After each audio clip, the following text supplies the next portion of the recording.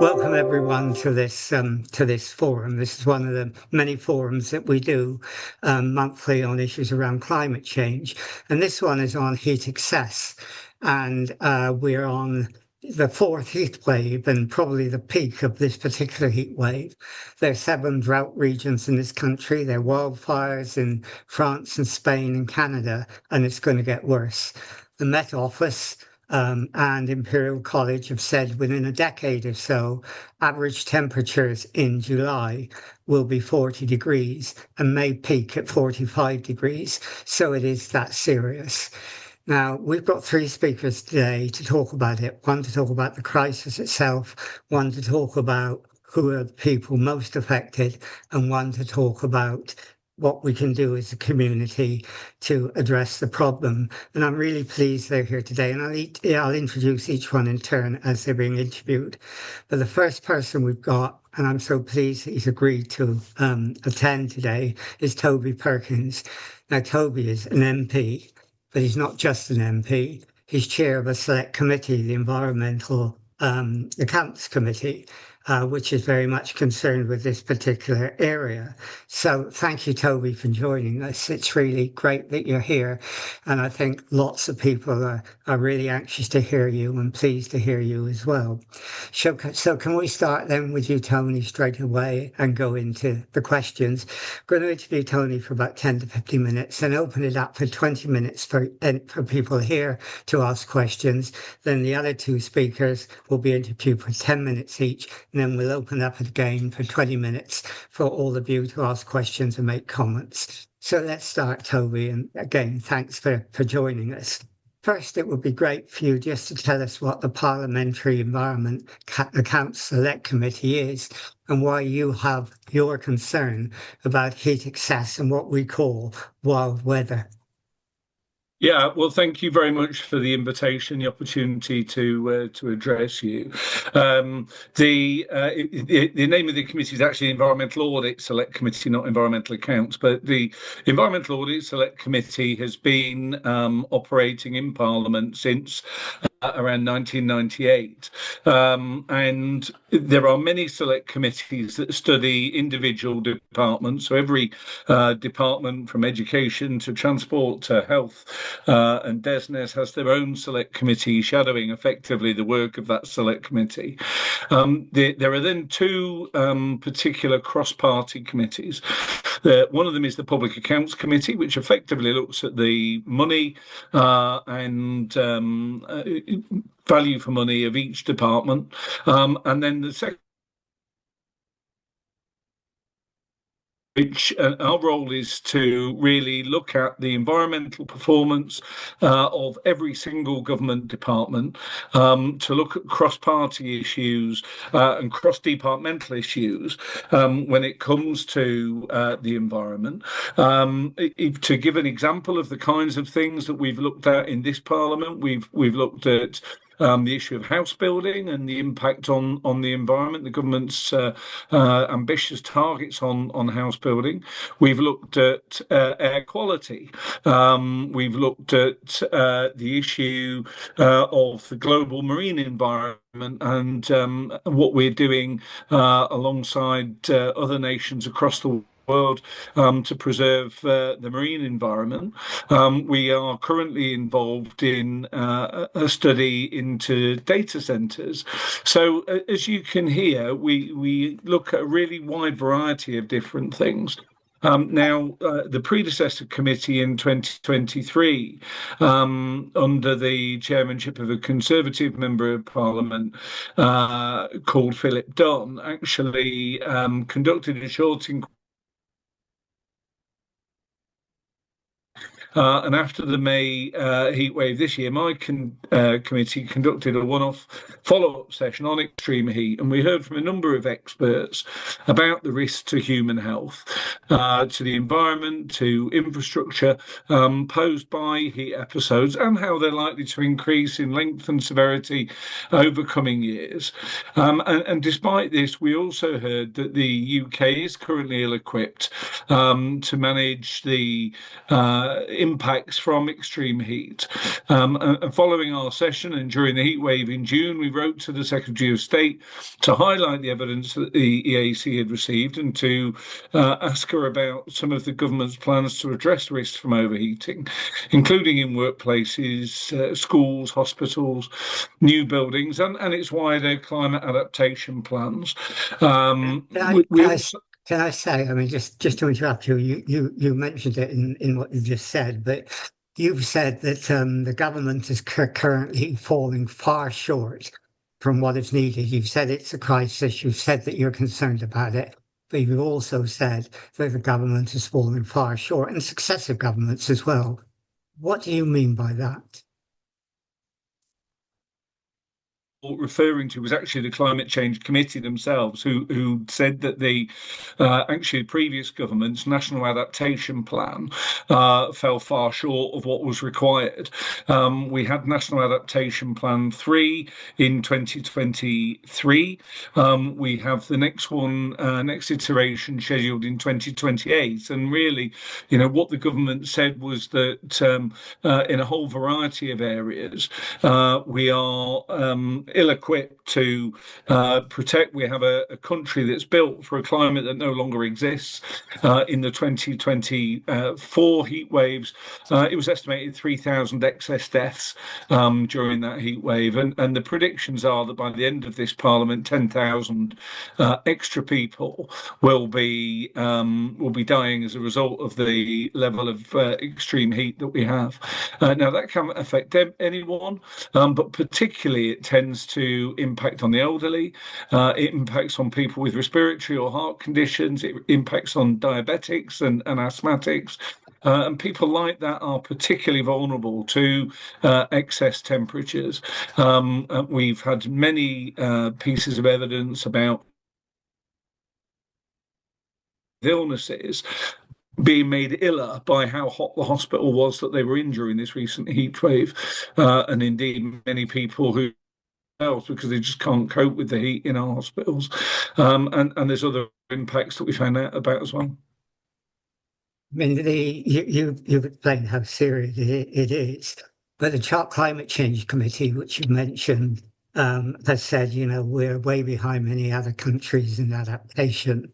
And the national briefing people who have been running briefings, per people's emergency briefings across the country, many people on that said it is so serious. It's like a wartime situation. It's a wartime crisis.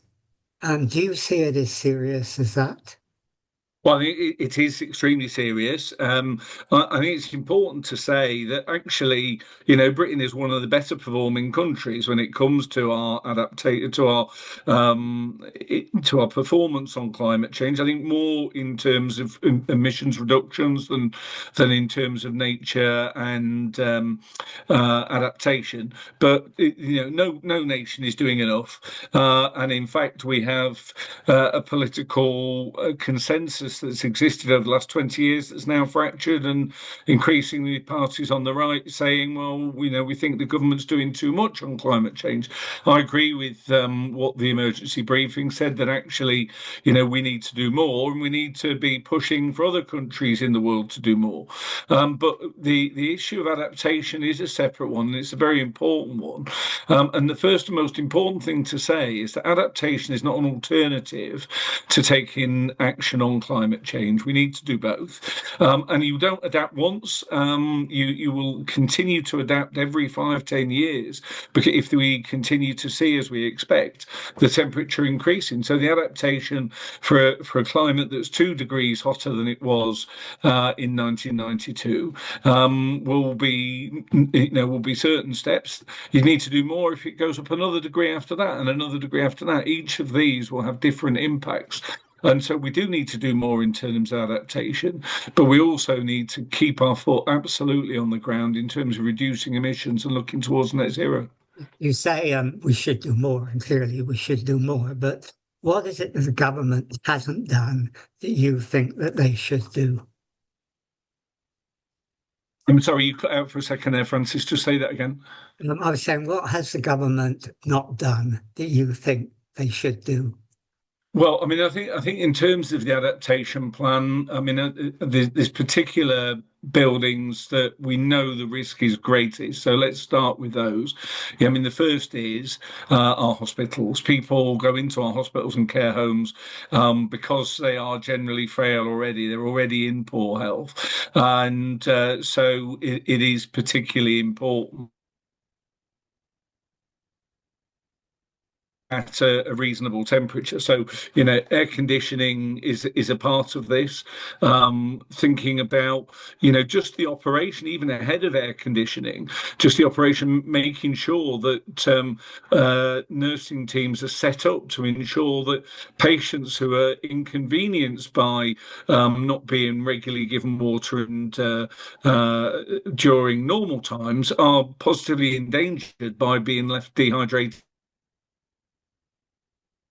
So from things as simple as making sure that there's cold and regular water, to reducing the temperatures, to ensuring there's cold flannels and so on to keep patients cool, and also where you've got patients who aren't going to, because of dementia or other conditions, aren't going to be able to keep themselves cool, that hospitals are adapted to doing that. So some of it is long-term adaptation, things like air conditioning and thinking about buildings that we construct. Some of it is immediate mechanisms in terms of the way that our hospitals work to keep people cool. Alongside that, we could say very similar about care homes. We could say, in terms of schools, children are very vulnerable to excess temperatures, but also it has a huge impact on their performance. We discovered in the committee that a student doing their exams in a temperature over 25 degrees is 20% more likely to fail than if they did it in an ambient temperature. So, we will have students this year taking their GCSEs, their crucial A levels, and doing worse than they would be if it was cooler. And so let me ask you, you've laid out what the problem is, but what is stopping government taking the action that you think they should take? What's the impediment? What's the barrier for I mean, I them guess, taking action? candidly, cost and resources. I think there will also, I think psychologically, we still as a country have not got to a place where we understand Britain as a hot country. It runs so contrary to everything that we think of in terms of ourselves. We always mock ourselves in terms of rain and in terms of our summers, lasting for very short periods of time. And I think we haven't got used to the idea that Britain's a country in which you can be sat in 38 degrees. And lots of us reflect back on the 1976 summer, and it was a long, hot summer, and it was a freak one-off condition. The last 5 summers that we've had have been the hottest 5 years in total on history, and they are the coldest 5 years we will ever have again. So we need to psychologically understand that we're now a hot country in the summer. We need to recognise cost implications, but there's also going to be resource implications, just as there were with COVID and other health emergencies. And some of this is about just differing the way that we operate, but some of this is going to be, strategic investment. How do we actually influence MPs to actually understand the problem that we are a hot country now? We're going to have all these things because we often talk to MPs and they very often will be sympathetic, agree with us, but they go into the House of Commons and vote the opposite way because they're whipped to do it. So community accountability is difficult. There's a dysfunction in our democracy in that way. So how can we influence MPs so they will vote the right way? I think ultimately it comes down to making it a priority for government. I hope that the work that our select committee does, which government will respond to, they're duty bound to respond to our reports, will push excess heat up the political agenda. I think the summer that we've just had, once again, is making this more of an issue. In various parts of Britain, we've seen wildfires. We will get the excess deaths but we're used to an NHS winter crisis. We're going to have to start getting used to an NHS summer extreme heat crisis too. So it is going to be about putting pressure on government to prioritise this at a time when there's all sorts of other things that also need prioritising, and that includes, of course, defence. But it is very important. And what do you think we can do in civil society to help make the government treat this problem as serious as it should? What can we do? I mean, I think it's important that we should be contacting our members of parliament after this event and speaking to them about the evidence that our committee heard, the letter that we sent, and also what people are experiencing. I mean, one of the sort of simple strategic things that we possibly need to be considering more now is shutters in our houses, and even just shutting the curtains, because we're used to growing up looking out outside the window and seeing it sunny and saying, "Oh, that's a lovely day. How good! Open the curtains. Let's get some warmth in." But actually, keeping having shutters as we would routinely expect if we went to France, Italy, or Spain, keeping the curtains shut in hot weather will help us to reduce those temperatures. I think in terms of also pressurising local members of parliament to say what the government is doing on excess heat, particularly within environments like hospitals, schools, and care homes, would be valuable. But also thinking about construction too. We routinely you would never buy a house these days. It was a modern house that had no central heating, but you would quite often buy a house that didn't have any cooling mechanisms, and actually heat pumps are also available to be cooling properties, and speeding up the transition to heat pumps is also valuable. Okay, well, thanks for that. Let's open it up now to people who are here. I know you've got your hand up, Alison, but I know that Joanne McCraig is on here as well, and she's from the national briefing, the emergency briefing, and I think she wanted to say something. So, Joanne, are you there? You wanted to ask a question. Thanks so much, Francis, and Toby. What a pleasure to see you and to hear you speak on this. I mean, just a huge fan of the EAC's work, and I guess one thing I'd just be really curious about is there any sort of how do we? I think there's that saying, isn't there, of not wasting a good crisis. And I guess I was very struck by the fact that there was a kind of prominent article today in the Telegraph around sort of pushing back on the Conservative Party sort of rolling back on climate and net zero, which felt like quite an important moment. Actually, it's quite sad that an article in the Telegraph sort of gives me hope, but it really did today, that actually maybe we're reaching a tipping point where it isn't possible anymore to sort of say, there's nothing to see here. Every citizen in this country is feeling hot. They're watching these terrible images of fires going on. And I'm curious about is there a way that we can use this moment to be creating, if you like, a positive tipping point, to sort of say, look, you can't hide from this anymore. And one of the reasons why I think that's so important is because if we don't grip that and occupy that space by proactive political leadership, and you know what I'm going to say in terms of like having a national emergency briefing led by the government, but I'll kind of leave you to sort of think what the best way is of that. But unless we occupy that political space from the front foot, my fear is that we end up with others kind of filling that narrative space. And I think there's been some very interesting discussion around sort of derailment risk, which we've seen after the floods in Valencia. So I'm curious to really, I'm asking you how we use this moment politically. Okay. So Toby, how do we use this moment? Is it opportune? Well, I think you make a very good point. I mean, I think it is unfortunate that my view is that the previous Conservative government, one of their in some ways had a pretty strong record on the environment, and the fact that they've sort of decided that they lost because they were too environmentally friendly and they're going to try to copy reform, I believe is misreading the public mood completely.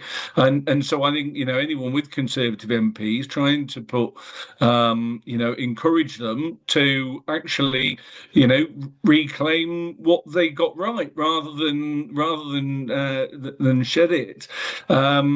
Because we do need consensus, because if we're going to get people to invest in things, for example, electric vehicle infrastructure, for example, heat pump manufacturing, for example, offshore and onshore wind turbines, they need to know that not only is this government supporting them, but that there is a pretty broad political consensus so that whoever comes into power is likely to be supporting the same agenda. And so actually, in this case, the role of the opposition is quite important. And so it's not just about if you have a Labour MP, put pressure on them. It's also if you have Conservative MPs, trying to encourage them. Because, without consensus, we will lurch from one thing to another. And the Conservatives are not in a position of saying there's no such thing as climate change. I think Reform somewhat are still. But the Conservatives are saying, well, are we going out ahead of everyone else? Are we being too ambitious with net zero? And actually, I think it's tremendously regrettable, because I think the countries that seize this moment actually will get economic advantage from it, as well as doing their bit on the environment. So I hope you're right. I think the emergency briefing is tremendously helpful, Phil, but unfortunately it hasn't led to that political consensus being re-established. Okay, Alison, you want to speak. Can you make your points brief, because we've got a lot of people with their hands up. Alison. Sure. I've been environmental campaigner for 40 years, and I have a very low footprint, and I know masses about it, but I won't talk about that. I know this is about extreme heat, but given that Toby Perkins is here, can I please make a request to you that you talk about food? I'm very concerned about food shortages, which are coming down the line, and other countries have got huge wheat stores and we haven't. And can you please help close factory farms, because that would do an awful lot of good on that. Thank you. Okay, Toby, the relationship between extreme heat and food shortages is a really important one. They relate. Yeah, because okay, let Toby answer. Yeah, I mean, I totally agree with the point. I won't say any more for sake of brevity, but I agree with the point entirely. Okay, Julie. Thank you. A couple of related questions, but very, very short. Toby, I was wondering whether, like me, you were disappointed and surprised that we've actually had no national emergency briefing specifically on the heat waves. We've got 2,700 estimated dead, and yet the government hasn't done an emergency briefing on it like it did for COVID. So are you surprised, and do you think that's a thing that can be fixed? And also, government advice about heat waves on its website, like many other authorities giving advice, mentions shade, as I was very pleased to hear that you do, because it's far more energy efficient than aircon, obviously, but it gives no indication of the magnitude of the effect. And Dr. Ben Roberts, for example, at Loughborough University, with a pair of test houses, is showing that you can drop internal temperature by more than 6 degrees with external shade. So this is huge. So do you think that both of these things can be fixed, that we get better advice and that we get actually emergency briefing from the government to get that advice out? There's the 2 points: emergency briefing and passive cooling. Yeah, again, I agree with both of those points. I think that government, would be well advised to do a statement when Parliament returns on the issue of extreme heat.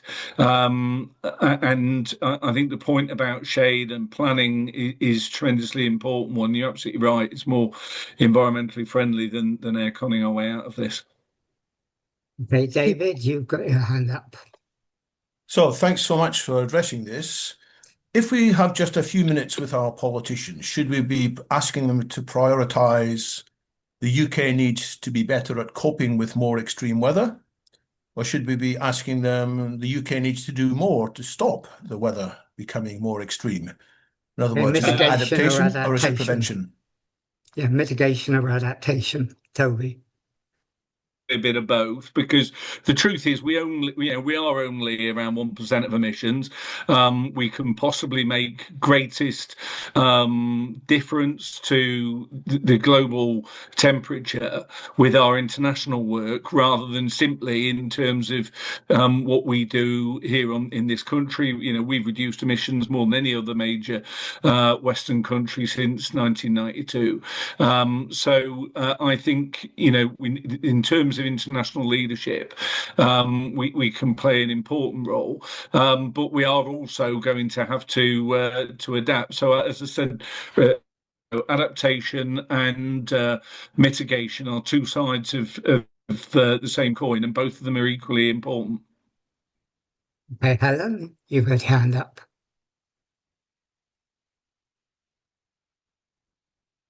You on mute, Helen? Yeah, you're on mute, Helen.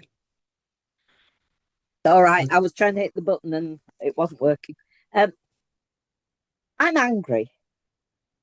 I'm angry because our politicians are meant to be our leaders, and they are too busy worrying what ill-informed constituents think and acting on that. I'm angry because they're prioritising the wrong things. They've made data centres national infrastructure, and they're going to do a data centre in Leeds. The amount of electricity it'll use is double the amount of electricity of all the homes in Leeds. So however much we save and turn off light bulbs and only cook when the solar panels are working, it's not going to make a bit of difference if we're going to start throwing money at things like AI data centres. We have no proof they will come up with what we Okay, want so- them to come up with. Okay, so Toby, Just angry. Yeah. your view on data centres. Yeah, well, first on the first point, politicians unfortunately do have to both try and shape public opinion, but also reflect it. I would say that at the last general election, the party that was looking to go furthest and fastest on renewable, on net zero, was the party that won, and we are doing that. And actually, all of the political opposition to Labour, the major political opposition to Labour, is suggesting we do less, not more. So I don't think that it's true that we've just sort of accepting those voices who would move us in the wrong direction. I think the government have been ambitious on that, but I absolutely want you to keep that anger and keep on pushing, keep on demanding more. But I don't think it's true that we've just sort of caved into those voices who are opposed to it. Data centers are a really interesting issue. We are doing a review currently into data centers. You're absolutely right that their electric usage is substantial. However, that doesn't mean we need to just let them go onto the grid and just use all the electric that was there. I think there is a lot of potential that we can put in place measures to ensure that data centers produce their own energy. So, data centers should be largely be empowered by their own generated solar panels, their own generated onshore wind, and so on. And I think the recommendations, we'll see what happens, but I suspect the recommendations that the EAC makes on data centers will be having great deal more expectations on them in terms of both the way that they generate their heat, what they do with it, making there's examples of data centers that use their excess their heated water to warm swimming pools in local leisure centres and prevent them having to use their own sources. So I think there's a lot we can do on data centres that isn't just accepting that whatever they say goes. And I certainly don't think the government will be doing that or be allowed to do that by my committee. Okay, Kathy. Okay, two points. I feel very concerned that I have not heard the new Prime Minister make any mention of the heat crisis or the climate crisis. That's my first point. And the second one is the cost of living, which seems to be his main concern, could be considerably reduced if the price of electricity, renewable electricity, was disconnected from the international gas markets to make it attractive for people to implement renewable electricity in their homes and businesses. Well, I mean, it's on the point about gas prices. Gas prices previously were driving the renewable cost about 90% of the time. We're down to around 60% now, but it's still too much. My committee's also shared exactly the call that you've made to remove that. We need to ensure still that the government is a reliable partner. So if we've told people who invested in renewable energy that they were going to get a certain price for it, we can't renege on that deal. Otherwise, we won't get people to invest in the future. But in terms of new renewables, we do need to be looking, now that many of these technologies and the IP is paid for, we need to do more and more to bring those prices down. So I totally agree on that. In terms of the Prime Minister, we do need to get him on the record in terms of the environment. My sense is that so far he's been talking about the things where policy is going to change, and I think he will consider that there's been quite a bit of ambition, particularly on energy. I think we need to see more on nature, but on energy already in the last 2 years. And so I'm hoping that the fact he hasn't spoken much about it means that we're going to carry on maintaining that. But there is, some disturbing signs or briefings. So I will be looking to put my questions to the Prime Minister along the lines that Kathy suggested there also. Okay, and David's from MP Watch, which is a national organisation. So welcome, David. Hi, Toby, and Hi. I want to just touch on two points. One is I'm really distressed about the expansion of airports, and I think that one of the areas that we could be increasing taxes is actually on people flying, and the more frequently they fly, the higher the taxes should be. And the second part is about deliberate deception. So the Welsh government, the Senedd, passed a law which will be implemented by the next election, which outlaws deliberate deception by MPs, members of the Parliament, and candidates. We've got the duty of candor going through as part of the Hillsborough law, which is not yet concluded, but we've missed out a step, an opportunity to make apply to general MPs. It applies to ministers, but not to MPs and party leaders and the like. So because we've got a lot of people asking questions, we've only got 7 minutes left. So, Toby, would you like to respond to that? Well, I mean, so the duty of candour on public bodies is a really important step. Whether it will, how much it would help us in terms of the climate emergency, I'm not yet certain. I think all of these things end up getting tested in the courts in terms of what those powers are. I think it envisages situations like the Hillsborough disaster and Royal Mail Horizon, where people have seen the impact of the sort of arms of the government, keeping people in the dark rather than being able to defend their case. Now, whether there may be an adaptation for that towards the climate emergency too, but right now I'm not certain that will be all that beneficial. Okay, and Lisa. Oh, thank you. Toby, I just wanted to say another word about public education. You've heard about the National Emergency Briefing, but I'm really concerned that the message that links the extreme heat, the extreme weather events with burning fossil fuels is just not publicly circulating. If you look at the media, if you listen to people on the street, the message just doesn't seem to be getting across. So I'd really want to see more public education coming out of national government as well as local governments to explain the link to people. Okay, so how do we do that, Toby? It's funny because on the extreme heat, I feel like I did so much media on that. It feels to me like it got discussed a huge amount during the last heat wave. I think there is distrust, I mean, particularly amongst those who most need to hear it. There is distrust of government messages. But, you know, I do basically share Lisa's point that people need to be better informed. I'm attempting to do as much as I possibly can to ensure they are better informed.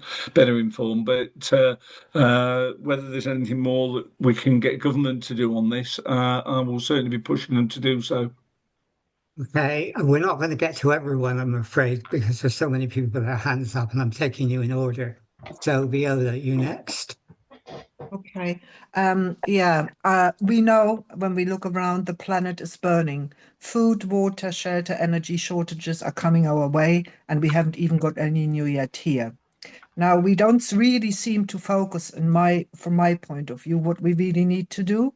We are still doing business as usual when we know we can't. Now, if I look at what we should be really be doing, we should be putting a plan together, like somebody mentioned earlier on, to get food provisions safely like other countries do stored. We need to make a plan. Where is our water? We are currently having 7 droughts, I think in 7 areas where extreme drought has been declared. So what do we do about that? The Joint Intelligence Report was very, very clear about it. Where is the urgency? I just give you one example. I was in a webinar the other day about Heathrow Airport. I try to keep it short. We are expanding 9 more airports. We are asking for have an expansion. So the emissions of flights, as we know from the film, The People's Emergency Briefing, are not actually in our carbon footprint. So as long as the CO2 molecules are going up, we will be heating, and therefore we will have more and more problems. So where is the urgency? Okay, Viola, let's take Anthony as well. Let's take 2 people and then come to Tony. Anthony, very quickly. Yeah, just another tech thing, because I was looking at a company called Reflective Technology. They're in California, and they've got this reflective technology that they're going to be using, and they've got the go-ahead, they've got the license to launch these satellites to reflect light back into the Earth, 3 foot wide, and they're going to be charging people to switch this technology on, thousands of dollars an hour.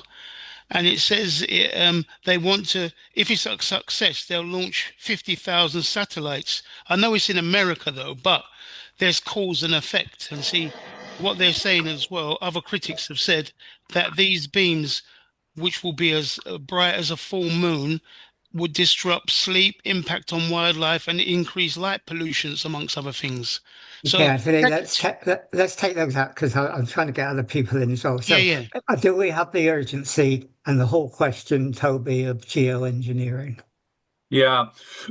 So, I mean, in terms of the urgency, and you're absolutely right to reflect the National Emergency Briefing and the fact that our battle-hardened intelligence chiefs, also see national security threat as a result of global biodiversity breakdown. These are shocking. Shocking revelations that nonetheless seem to, pass our media by.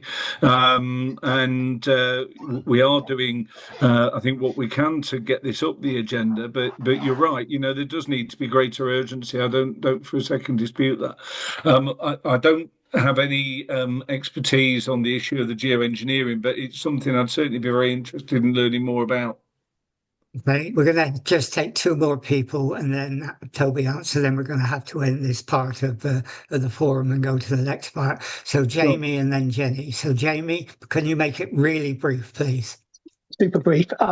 Toby, really commend your work on the EAC. You mentioned the Joint Intelligence Committee report, which is what I wanted to talk about. I understand that the government is not only blocking the public from seeing it in full, but is also blocking the Environmental Audit Committee itself from seeing it in full. Do you agree that it feels as though the government isn't properly informing the public about the risks that we face, given that that report, from what we've read in the Times, is quite apocalyptic in the near term from 2030 in terms of UK food supply and national security? Okay, Yeah. Jenny.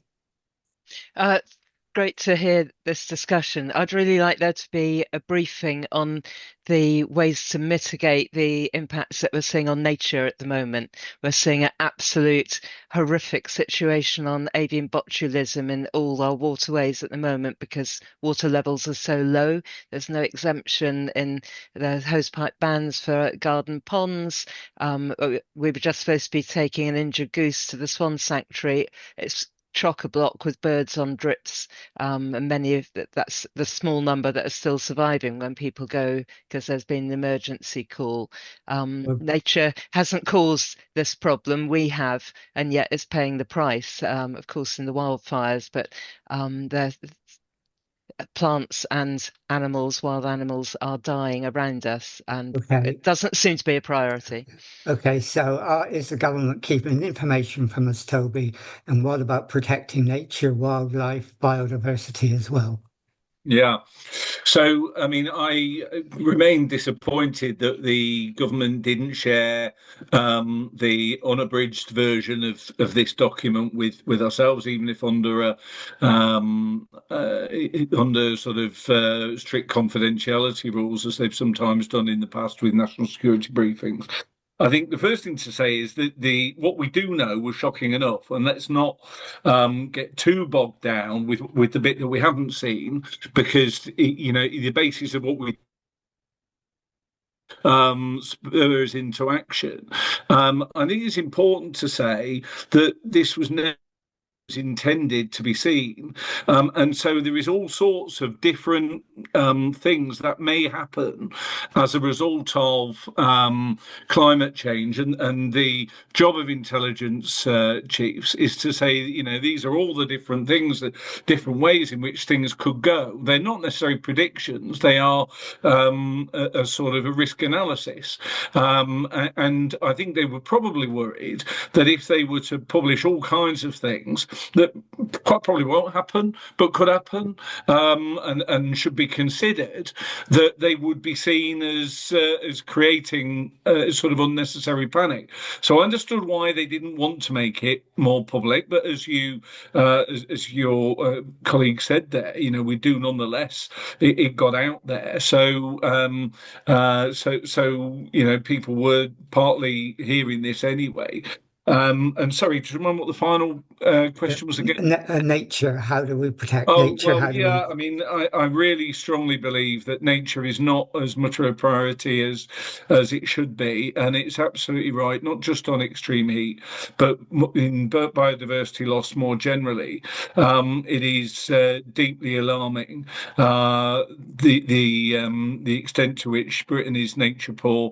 With the Environment Act and the Environment Improvement Plan were important steps, but there's so much more we've still got to do to halt the decline in nature first, and then to actually start seeing it recover. Okay, well, thanks, Toby. I'm sorry, we're going to have to stop this bit of the forum now because we've got two other speakers and we're running a bit over time. We're running a bit over time. So thank you, Toby, for taking part. Thank you so much. Appreciate it. And thank Emma, your assistant, who's been wonderful on this as well. She's been great. Thank you for joining us. We appreciate you being here. Okay, bye then for now. No problem. Thanks, Francis. Goodbye, everyone. Okay, bye. And Kira, are you here? Because Kira is going to be our next speaker. Are you there, Kira? Are you there, Kira? Yes. Can you hear me? Oh, yeah, I can hear you. Okay, well, Kira's going to join us now. Kira's from Friends of the Earth, and she's quite famous on social networks for out debating David Miliband at one case. I think I'm going to embarrass her by saying that, but there you go.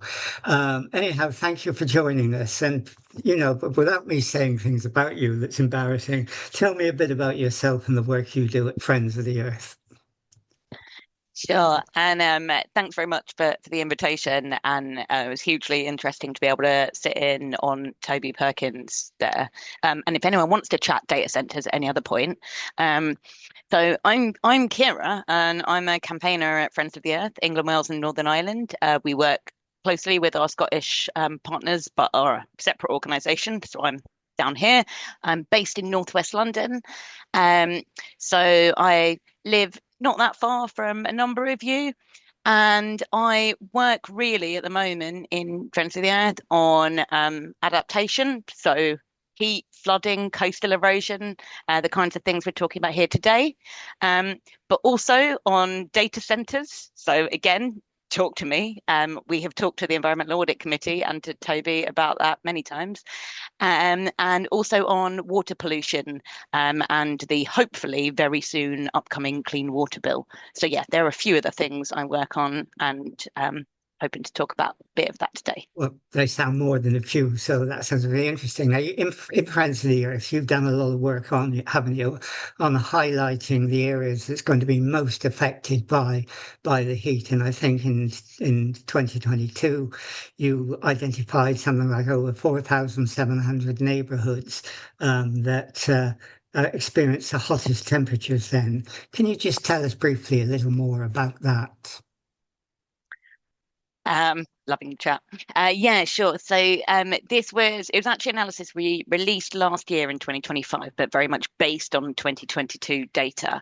And we're looking to update it now. But the problem with all of this is data doesn't come out and isn't ever verified for a few months after it happens. So took us a little while to get to 2022, and we're hoping to be able to compare it to this year a lot sooner next time.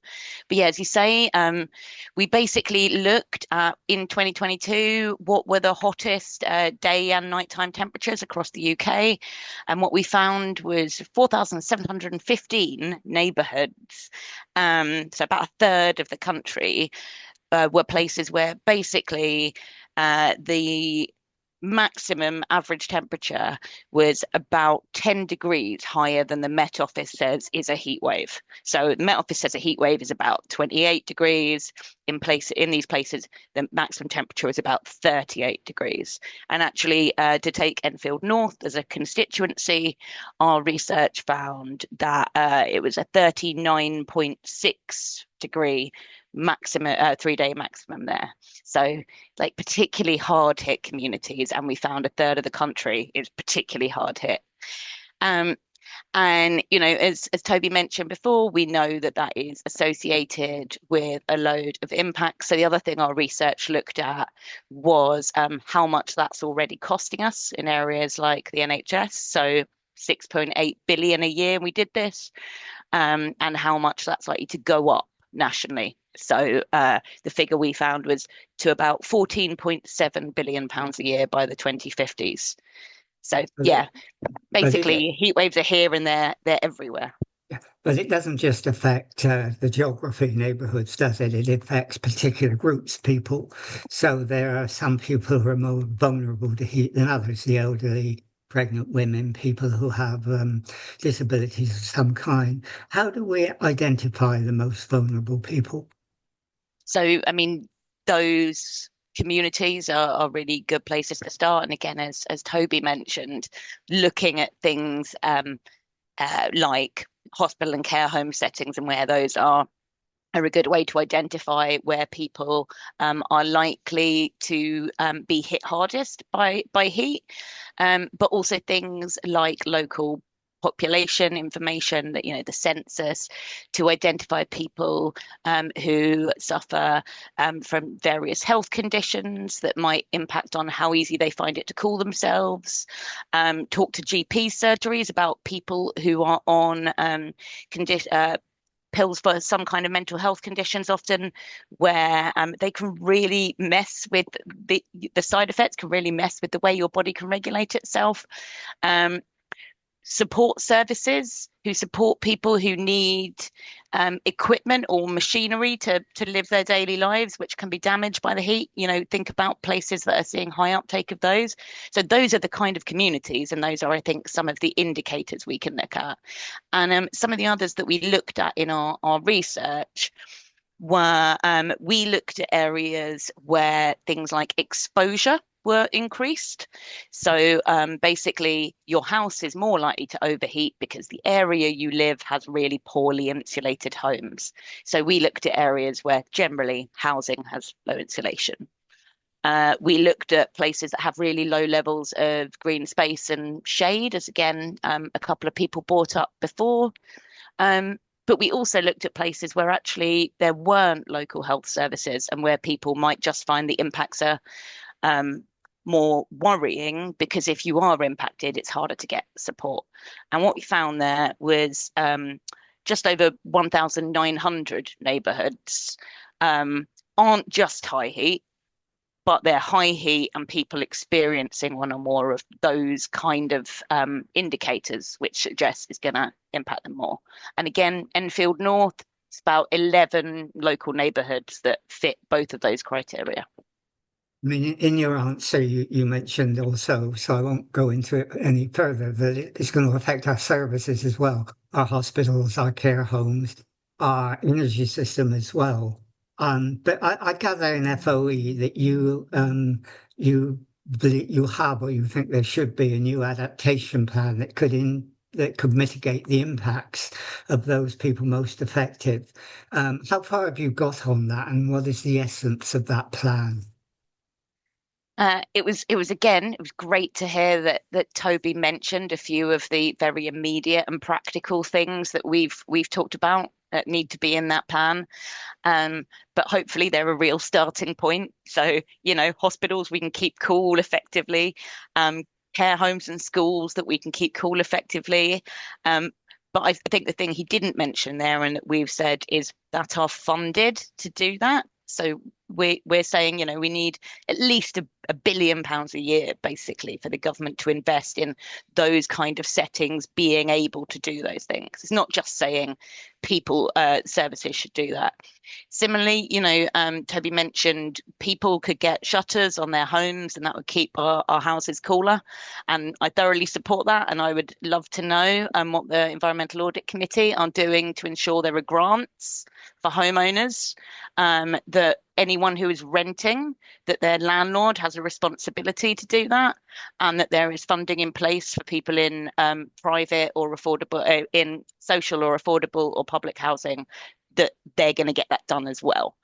Some other things that we've said we need to do immediately are like a network of cool spaces, planting more trees, again, that really obvious stuff.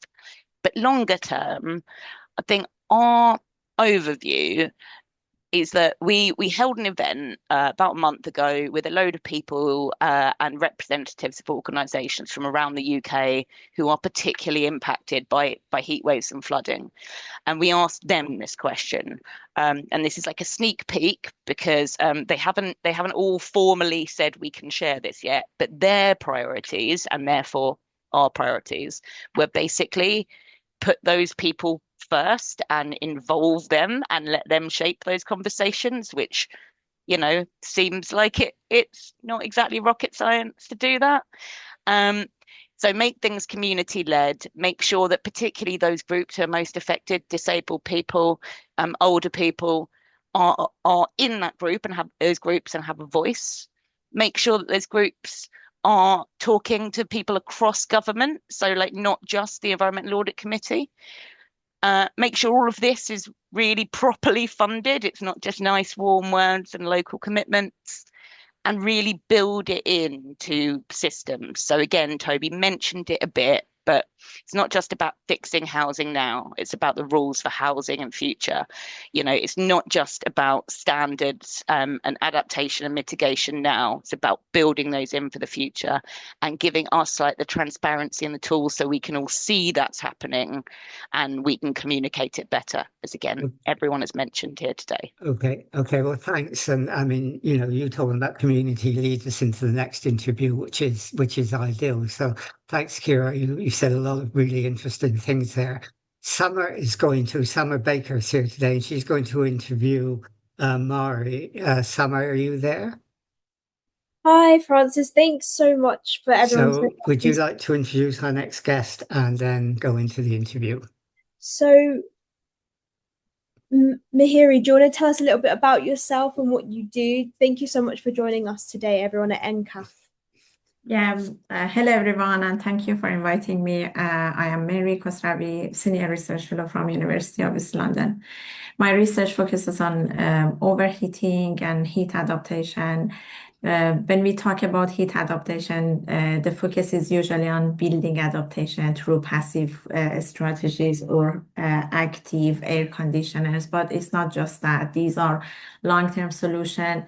We also need to help people to understand that heat is a risk and what they need to do to adapt their behavior. So apart from building adaptation, we need to focus on behavior adaptation. This is where my research focuses on. So my research explore how people experience heat, how they respond to heat, and how we can improve risk communication to help people to protect themselves from heat. Yeah, this is where my research sits.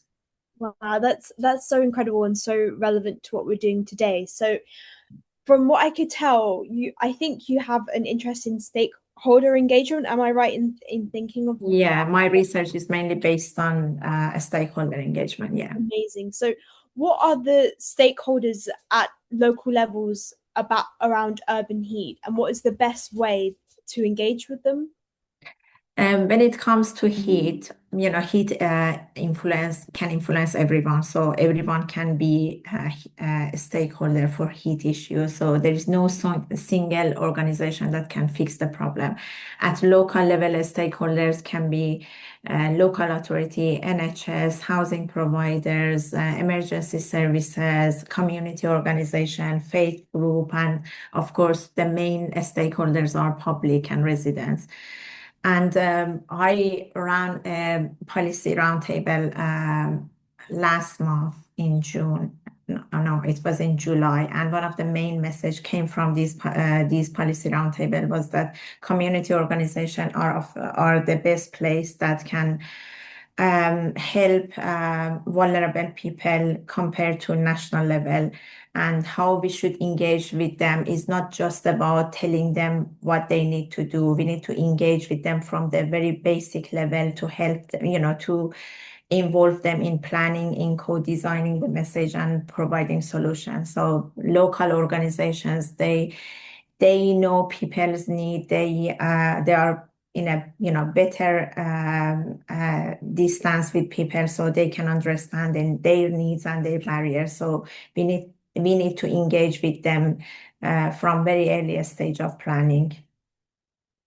Amazing. So sort of building off what you've just said, what are the different ways that, you know, these kind of community sort of support networks, us as individuals, and also the wider government systems can respond to extreme climate in different ways? But also, how can we all come together and have a united and common approach to this? Yeah, you know, they respond. The way that people respond to heat is completely different. Government respond differently, individual and public respond to heat based on their risk perception, how they understand heat. This is really important in the UK because, as we all know, there is no culture of heat in this country. As Toby mentioned, psychologically, we are not ready to accept that heat is a risk. People also consider, heat weather, hot weather as a nice weather. So this psychology is not there even for decision makers or public. So individual basically respond to heat based on what they believe. If they understand and they know that heat has a risk, so they behave differently, and community respond differently based on their responsibilities, kind of supporting their network. So they act differently, like opening their cooling center, library, or sharing advice, checking on all their population. But when it comes to government, the focus is on coordination and emergency response, like issuing heat health alert, what we see in the media, that, for example, is amber, red, these kind of alert. This kind of alert is mainly produced by government to provide a kind of support for local authority and coordinating the health services. So what is really important is connecting these together. The adaptation needs that a kind of top-down leadership combining with bottom-up community engagement. Without community engagement, we can't reach heat adaptation and heat resiliency. Amazing. So you mentioned like government health alerts, and some of your research has shown that these health alerts are received differently by different groups. What can this teach us, and what can we take from that, and what can we learn from that? Yeah, as I said, at the moment, the government issues this kind of heat alert to help people to understand that heat is there, the risk is there, and they need to protect themselves. And these heat alerts are effective when people take action and protect themselves. But based on our research, nearly 30% of people in our survey, they never saw these alerts. And these 30% are mostly older people, low-income household, or people with lower education, which means vulnerable people who are most vulnerable are not receive this kind of alert, and they don't know that heat risk is there. And interestingly, among those people who receive this alert, they don't take action, which this says two things for us: that we need to improve the reach of information, and we need to improve how we communicate risk to persuade people to take action. And the only way that we can improve these risk communication is just designing these risk heat messaging with people, with elderly, with vulnerable, sitting with them and see what they need. Because at the moment, most of these communication is based on social media, and we have some population that they are digital exclusive. They don't use social media, so they don't really know when we have 35-degree and they are at risk, but they don't know that they are at risk. So this is what my research says, that we need to improve risk communication through engaging with community. Amazing. So going off of that, when we kind of work in collaboration with community resilience forums, that's often done in a way that is very kind of like top down, not all the time, but most of the time most of the time, top yeah. down. Yeah. And how important is that when we create these conversations, is it that it's done at a sort of micro level that sort of addresses the communities, especially the vulnerable people that you mentioned, at part of that, and it's done at a sort of case by case, sort of place based sort of situation? And how I think I responded to this question. It is very important to have this kind of community collaboration. As I said, this message that heat is there, risk is there, is not reached to all the population. 30% don't see this kind of alert, and most of these people are vulnerable. So it is really important that this 30% gap can only be covered through engaging and collaborating with communities. So to cover this and to protect vulnerable, we need to collaborate, as community and bring this, to have a kind of, apart from just focusing on top-down leadership and planning, we need to engage with community from bottom up.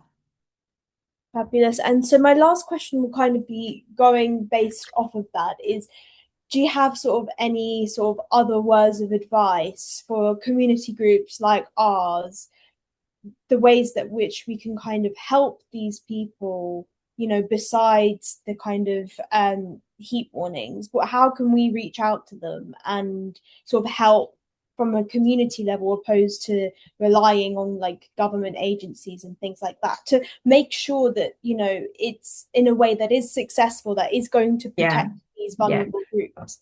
Community group can have really important role because they are in a close relationship with vulnerable like elderly. So it is really important in the UK context where culture of heat doesn't exist and people don't really recognize heat as a risk, as I said, because we always go on holiday just to have some sun and to have heat, and now heat is is putting some people in danger. So it's really important to raise awareness through community centers and community organization to help people understand that heat is there and it's a serious risk, and provide them some practical advice. There are some practical advice that can reduce heat gain, just with, as mentioned by participants, using some shutters, curtaining, external shading is extremely important and can reduce indoor heat, even to 5 degrees, which means it can decrease the energy and the cooling demand to nearly 40%, 50%. So providing this kind of practical information is really helpful, and community organization can have important role, and involving community in designing heat messages. People, elderly, they usually trust more on advice that reflect on their own experience. So these kind of things can only happen through community organizations. Okay. Well, thank you very much. Thank you, Summer, for doing that, and thank you, Mari. That was really great, and those were two really good, interviews from both Kira and from Mari. So let's open it up now again for people here who may have questions or comments to make. Dave Taylor, you are the first one. You've had your hand up for a while. Hi, yeah. Thanks for having us on tonight. It's been really useful. We run a climate change course, and we've developed a climate change course, and we are members of Friends of the Earth as well. But one of the things that we found when we showed the people's emergency briefing film, we had 65 people turn up, and not one of them was aware of what anything in the film was going on. The thing that we've got at the moment is we've got our local council has rescinded the climate emergency, and our leader of the council's view on climate is, and she was quoted in the paper saying, sometimes it gets hot and sometimes it gets cold. So these messages are not getting out. I think everything now has to be community led. It has to be led from the bottom, but education's got to play a massive role, because people just ain't getting this information. Particularly vulnerable people, the most vulnerable people are not getting the information that they need, particularly with heat. And I think we ought to do something collectively to get that information out.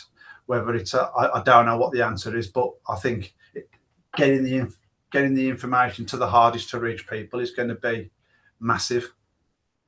I mean, Akira, you're in Friends of the Earth and you do a lot of campaigning and trying to get people aware. I mean, how do we do that? Because a lot of opinion polls I've seen say that people are aware of climate change and aware that it is human-made, but they don't take it as seriously as a priority. So how do we move from the understanding that it exists as a problem to realizing that it's now a crisis? Well, I think in our area in Warsaw, we've got our area is one of the most deprived areas. So a lot of the people don't know about it because they're not tuned in. It doesn't reach their algorithms on social media. And well, let's ask Kira. Let's ask Kira because she works for Friends of the Earth, and obviously they try as hard as they can to get people aware of what's happening. But is this a problem that you find that reaching people is not as easy as it seems? Yeah.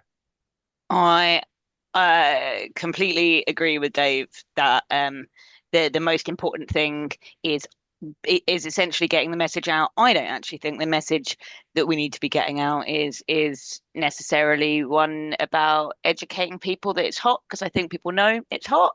I think the message we need to be getting out is kind of more about kind of how we can all come together and try to do something about that. And the first bit of coming together, I think, is, kind of communities coming together. And on the point of, people don't care, it's I'm really sorry to repeat if anyone has heard our chief exec Assad speak, but he often quotes this Gilets jaunes quote from when the French were out a few years ago, where it basically says, these climate campaigners, paraphrasing here a bit, they care about the end of the world, but we care about the end of the month. And so people can't be acting on and be taking action on and be mobilizing for and adapting to extreme heat if actually they're living in a living crisis and they've got masses of other priorities about housing and their own health and well-being. So, I think it is about those local communities and about organizations like Friends of the Earth that have a bit of email and social media presence and things like that, and a bit of ability to support, doing all we can to support those conversations. And yeah, I put my email in the chat before, and if anyone wants to talk about that in more detail, do drop me a line and I will chat to you or pass you on.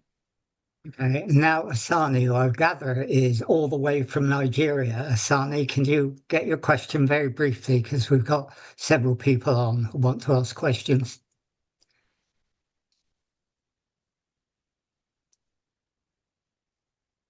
Oh, he's not unmuting. Can you unmute Asani? Well, he's doing that. Let's go to Julian. Julian, would you like to ask your question? Hi, everybody. Thank you very much. Thank you, Kira and Mary. I'm a long-term environmental engineer. A lot of great stuff today, particularly the points about engaging at a community level. It's fraught with problems. How do I best explain this quickly? Look, all the answers to climate change have pretty much always been there throughout my lifetime. Renewable energy is abundant. If it's correctly installed, it's also the least cost form of energy supply. Right now, I've been working retrofitting hydro in the assets of one of the bigger water companies. Should have been done 50 years ago. We're doing we're using 100-year-old turbine designs. We're surrounded by heat. Let me just throw a wide ball into this conversation. I've been able to make many of the major innovations in water engineering over the last 30 or 40 years. I demonstrated the first SUDS in 91. I proposed the first catchment-based approach in 93. I'm not bright. I'm a water and sewage engineer. Why have I been able to do that? I'll try and be polite here. The reason I've been able to do it is two reasons. First of all, government policy processes are useless and corrupted. And furthermore, I funded it myself. It wasn't that difficult. I'll just close. Paris COP 2015, we had the elegant and so sensible proposal, 4 parts per thousand. If you don't know about this, look into it. It's simply this: if all the world's farmers sequestrated 4 parts per thousand in their topsoil every year as they farmed, that would sequestrate all emissions. Oh, and guess what? It would dramatically reduce temperatures, it would infiltrate water, it would stop flood, it would stop drought. It's not difficult. Thank you. Yeah. All right, Selena, let's take that as a comment, and that's really, really interesting. Selena.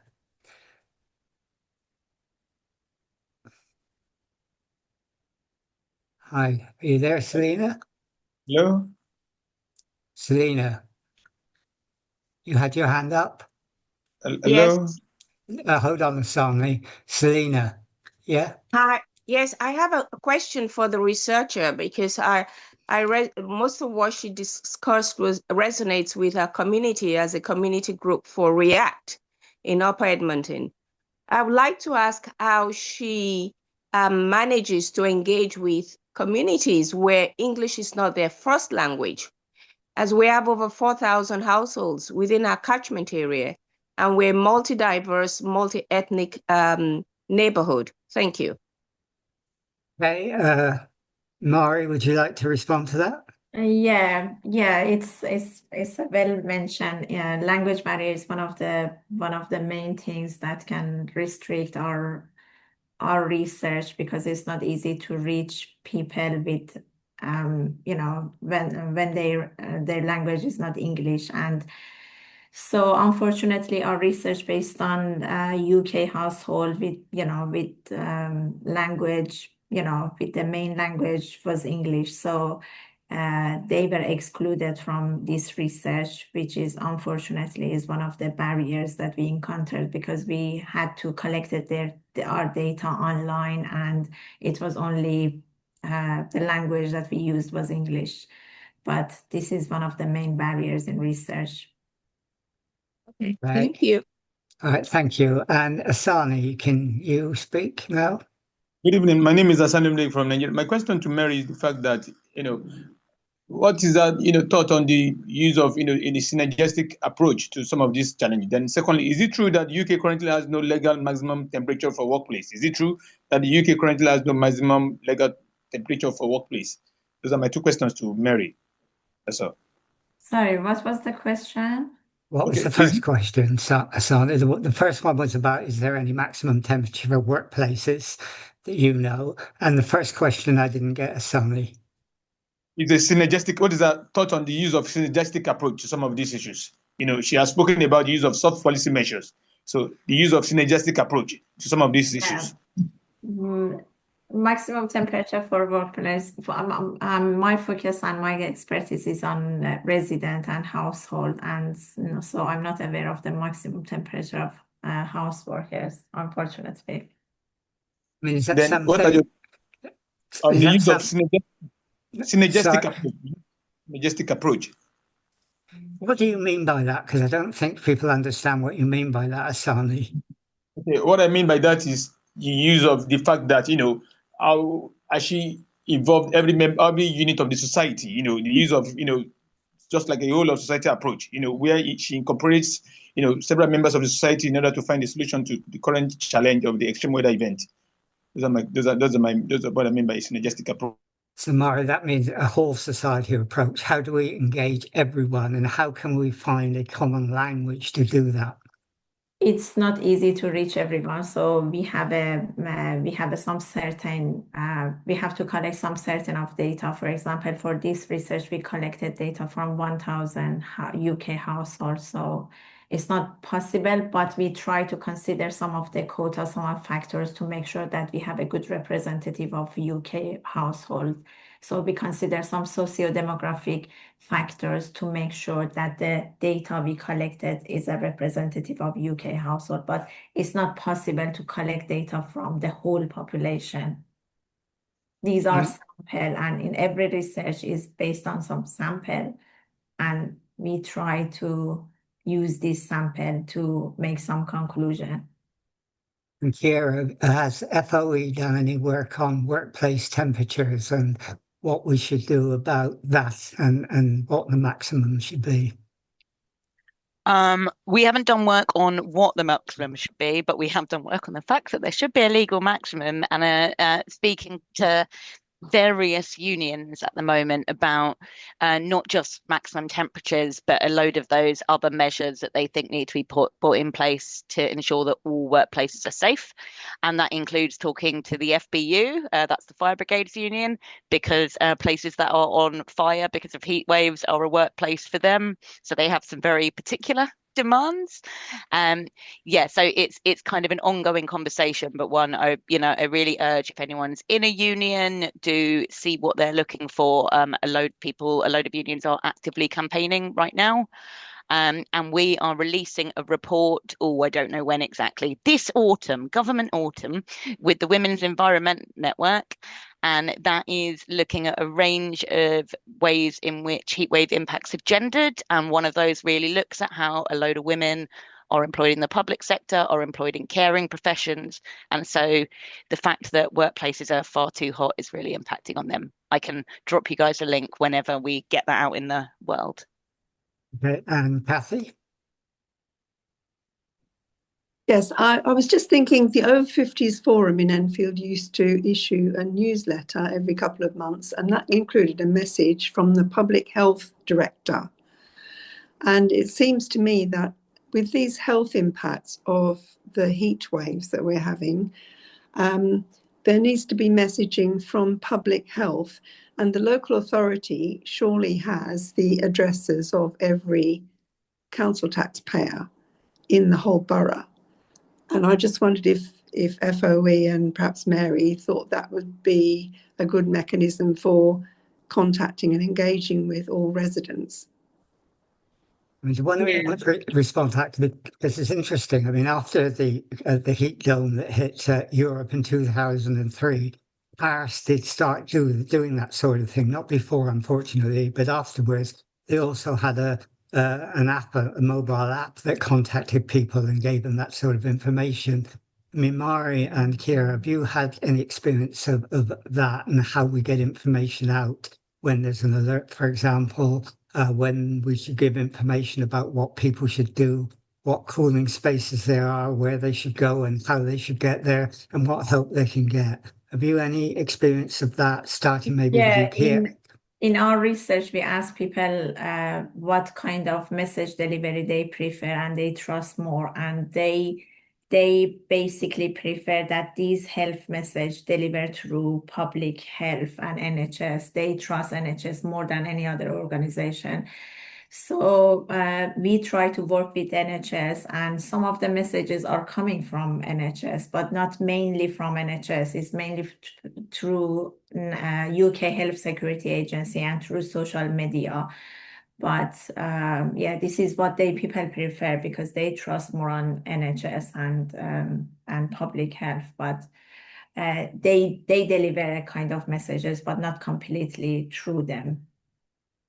I mean, that's interesting, and maybe I could talk to you further about that, and we could contact our local National Health people and see if they will put messages on our newsletter like they did on the Over 50s, Kathy. Unfortunately, Over 50s newsletter is not operating now because they're going through financial difficulties, so we have to find other ways of doing it. Kira, have you any comments you'd like to make on that?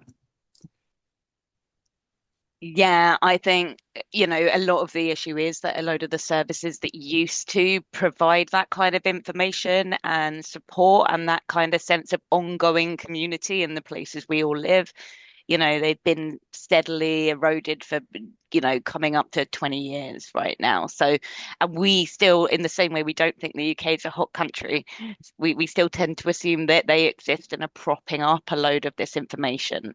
Something that came out of the session that we ran at the start of this month was the need to refund that whole infrastructure. Not a big ask, but I think, very necessary one. Another thing that came up was actually the need to think about how things like the arts and more creative approaches could be considered as ways of kind of helping people talk in different ways about stories. So it's not always just a public health or nothing message, but there were more ways for people to explore maybe how their mental health was being affected by a heat wave, or their physical health, or how they were experiencing responding, which I thought was really interesting. And the other thing that we've definitely been saying for a long time is, completely agree with all the ways we can contact people from national and local government. They should be taking up. But it is also completely crazy to me that we we live in a world where there is so much private advertising in local authorities. So where is the requirement to give us our public health messaging on that as we wander around, and to do that in community languages? Where is the conversation about the roles that shops and other retailers have in providing and talking about cool spaces? Iceland, I imagine, is very cold, So I think it shouldn't always be about kind of us telling one another and about our local authorities telling us. It should also be saying, actually, the people with the money could be stepping in and using some of that to be a bit more innovative and support us to get our infrastructure back. Okay, well, thank you, both of you. And so we've come to the end of that session now, and I'm glad we got through all the questions that people had and put their hands up, which is great. We've got a couple more webinars planned, or forums planned, one for August and one for September, and indeed we're beginning to plan one for November as well. The next one is going to be on air pollution and how air pollution impacts on local communities as well. And then the one after that will be on wildfires, and that really is clearly topical. And we've got both the Australian Fire Service and the commander of the Enfield Fire Service who is going to be involved in that, and talking about what we can do, I hope, in the future to prevent the tragedies that we're seeing now. And then I'm hoping in November, talking to Summer about this, about doing something around the importance of green space and how we preserve that. So those are our next webinars. This forum, by the way, has been the most popular in terms of demand. 175 people registered to come on, which is an amazing number. So I'm really pleased that you have come on and that you've taken part in this. Is there anyone, we've got a couple minutes, who wants to make a final comment at all? Oh, silence. Okay. All right. Well, let me just say thank you. Oh, you've got your hand up, have you, Jackie? Actually, it's me, and I would just like to make a final comment of saying thank you so much for the invite and for hosting us today, Francis. It's been great. It's been hugely interesting to hear from everyone, and really great fielding of the questions and the conversation as well. So just because I imagine everyone's thinking it. Okay, well, thank you for that. Appreciate that. And here, did you have your hand up, or was that a legacy hand? No, okay, it must have been. All right, well, thanks everyone, and I hope you've enjoyed it. It's been a really good discussion with some really good speakers. So pleased we got the chairman of the select committee, which is not easy to do, but it did seem easy because he replied straight away saying yes, which was amazing. And so thank you, Kieran. Thank you, Mary. It was great. Thank you for arranging this. Thank you. Well, thank you. So thank you, everyone. And we'll end this forum now.